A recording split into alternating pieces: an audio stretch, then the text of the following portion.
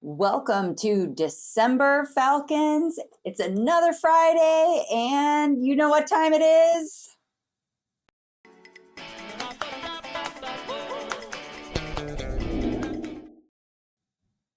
All right, welcome back, Falcons, after Thanksgiving break. I hope you're having a phenomenal week. I know it's cold outside.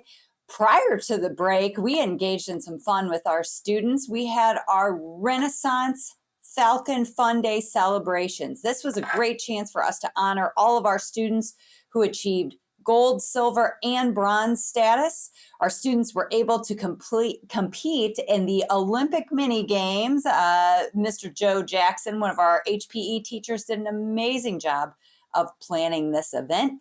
All of the students were engaged in some crowd games in the bleachers as well, even if they didn't get a chance to be in the actual competitions.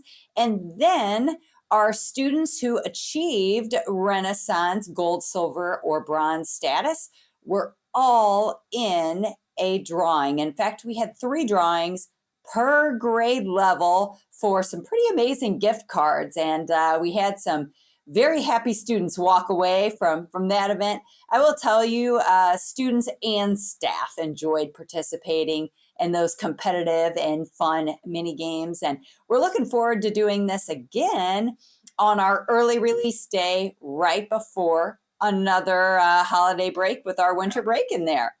Awesome job, guys. It was fun. All right, moving on, I want to celebrate a couple of staff members from Rockwood South. Miss Michelle Boyer and Miss Kristen Engel both received awards from the Board of Education at last night's board meeting. There were some Falcon friends that were there to cheer them on. I was happy to be there to support them. It was a great night, so you can wish both of them congratulations on their board awards. And now let's get into our learning focus.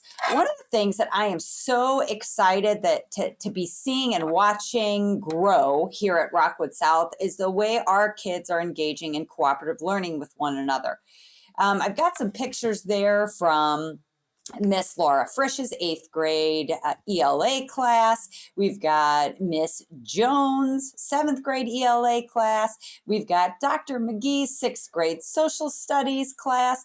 And we have Miss Brinkley's 7th grade math class. What I'm seeing across the board in all of those classes is that they are very intentional and putting structures in place to have students talk, analyze, and connect with one another and essentially learn from one another about the most important concepts in each of their respective curriculums.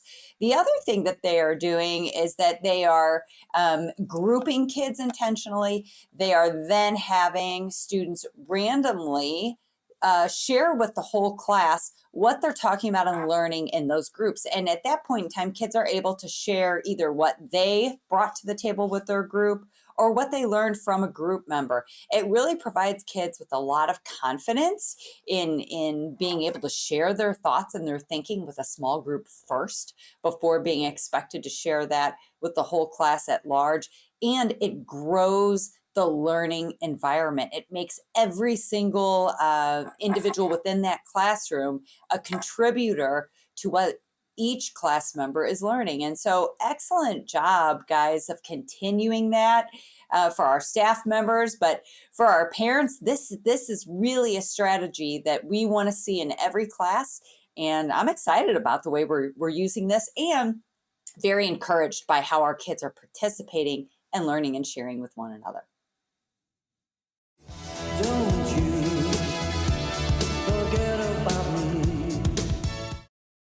All right, yes, don't you forget. We've got some things that are happening this week and going into the following week, one of which is our Winter Funderland. We did this last year. It was a fun experience for our kids during advisory. And because we will be participating in Winter Funderland competitions and celebratory events, our students will be in advisory from Monday through Wednesday, December 18th. So we will not have academic lab during that time. Instead, they will be in advisory. The caveat to that is that students are still highly encouraged to visit other classes as needed to gain support with homework, test retakes, any area of curricular need during that time. And then on the 19th, we will have a celebration and announce our winners of our Winter Funderland competition. Next in line, it's important for you to remember Miss Murphy's first hour class will be selling hot chocolate, donuts, and cookies next week in the morning on Thursday and Friday. So this is part of the business launch curriculum, and I am super excited to see our students and how their business plan, the effectiveness of that, and how it will go. So any students that want to contribute to that by purchasing hot chocolate and more in the morning, you are welcome to bring some funds and do so. And then last but not least, all of next week, the Scholastic Book Fair will visit Rockwood South. The event will be held in the Rockwood South Library. Students will be able to visit the book fair by coming to the library with their language arts class. There will be a schedule for that with our language arts teachers. So again, if you have a student that would like to purchase something from the book fair, they are welcome to bring some funds next week to be able to do so. Last but not least, to kick off the month of December and this return from Thanksgiving break, some of our high school band students decided to come down and provide our students with a little music and a little bit of a show as they entered our school. It just caused and led to an awesome environment as we return from Thanksgiving break. I just want to share a brief little clip of that with you.